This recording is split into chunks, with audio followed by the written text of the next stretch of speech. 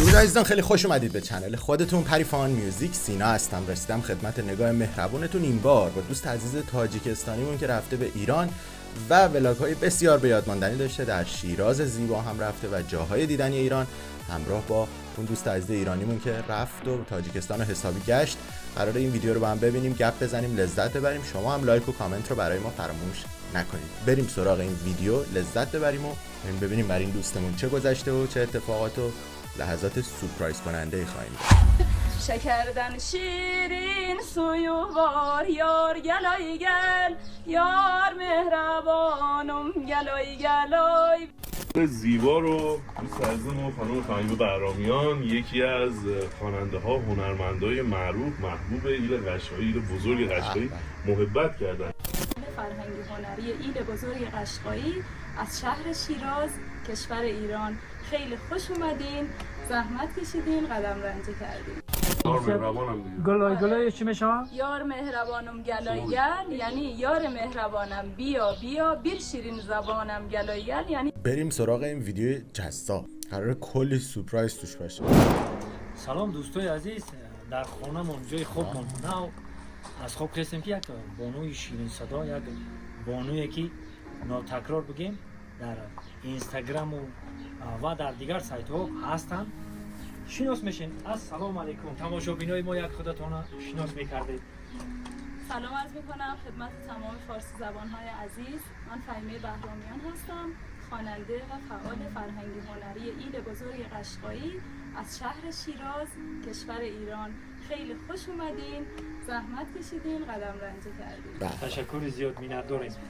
انا این از یک قبیله هستن که قبیله قشقایی ها میگن ایل قشقایی. ایل قشقایی ها، یعنی که من پرسپوز کردم که این چی معنا را داره. خون از که قشقه میگیم کو همون قشقه خدمون هم قشقایی ها، یعنی بله. یا اساسا از همون قبیله هستن که همون سالهای قدیم کوجمانچی میگفتیم، چی میگفتیم کوجمانچی ها میگفتن. بله. کتاب اومده اینجا تابستان در دیگه جو زندگی میکنن، با ایجاد که ییلاق و قشلاق میکنن، هم بهار رو هر جا میرون کو. این همه قبیله ها هستن. انا خانمای شیرین صدا یک برنامه خوب میکنیم، تماشا کردن میگیریم یک جوری. قراره آواز بشنویم. عزیزم و خانم فهیمه بهرامیان، یکی از خواننده ها هنرمندای معروف محبوب ایل قشقایی، ایل بزرگ قشقایی محبت کردن. لطف کردید ما وظیفه داشتیم خدمت شما برسیم. زنده باشید. لطف کردید تشریف آوردن اینجا و ما نشستیم داریم صحبت میکنیم.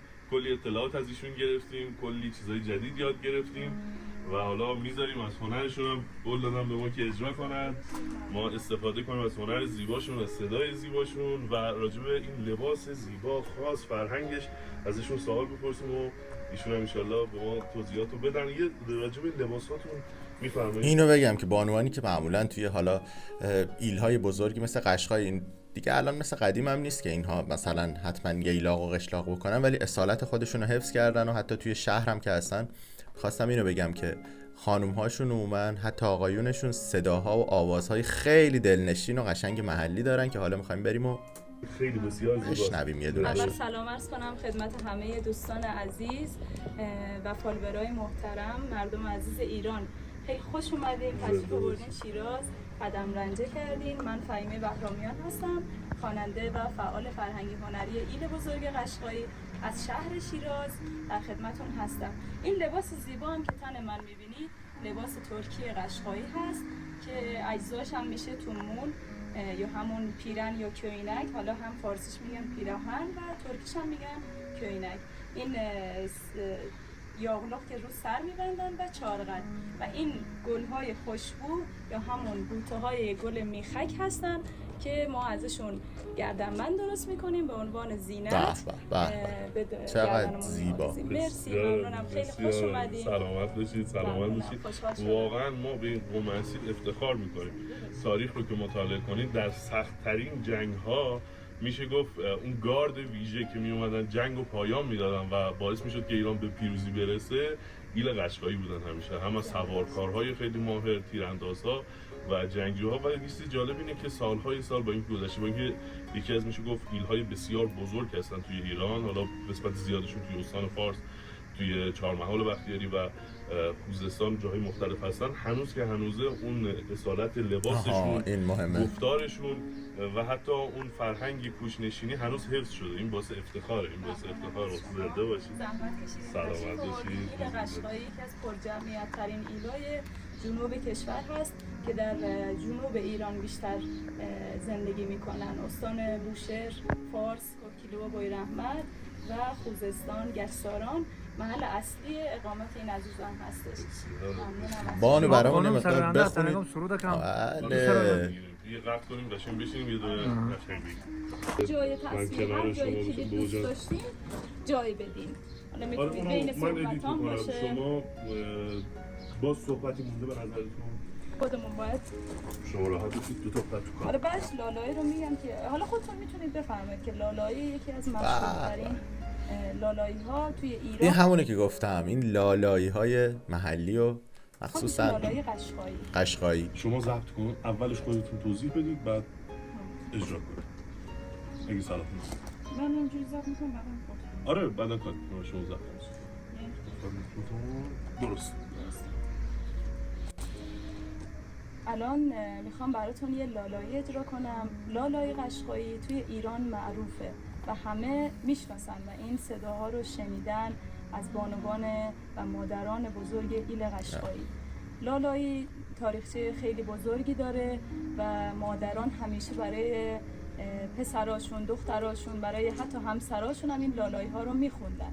چقدر زیبا. من لالایی چندین نمونه داره. من یکی از لالایی ها رو اجرا میکنم، انشالله که به دلتون بشینه. لا لا لا لا لا لا لا لا لا لا لا لا لا لا لا نازم لا لا gözüm لا لا لا لا لا لا لا لا لا لا لا لا لا لا لا لا ay aziz oğlum la la la la ay giran oğlum la la la la به زنده باشید. آفرین. yedim gördüm su doldurir yar gel ay gel su yerine dur doldurir yar gel ay gel yar mehrabanım gel ay gel ay bir şirin zabanım gel ay gel yar mehrabanım gel ay gel ay yaram canım gel ay gel بیابانا bir boyu var yar gel ay gel şekerden şirin suyu var yar gel ay gel yar mehrabanım gel ay gel ay bir şirin zabanım gel ay gel yar mehrabanım gel ay gel ay yaram canım یار مهربانم با زبان فارسی چی میشه؟ تاجیکی اینجاش یار مهربانم دیگه. گلای چی میشه؟ یار مهربانم گلای گل یعنی یار مهربانم بیا بیا بیر. در واقع ترکی قشقایی ما میگیم، یعنی یکی از شاخه های زبان ترکی است که خیلی هم نزدیک بعضی از کلمات و افعالشون به زبان ترکی. حالا قشنگ پرسید ولی دوستمون شیرین زبانم گلای گل یعنی شیرین زبانم برش یک میشه. بر یک میشه. یار مهربانم بیا بیا شیرین زبانم بیا بیا همون میشه فارسیش. آره درست است. سربرم باشید. تشکر. آوازتون خسته نباشه. ممنونم. زنده باشین. زنده باشید. خوش اومدید. گلای من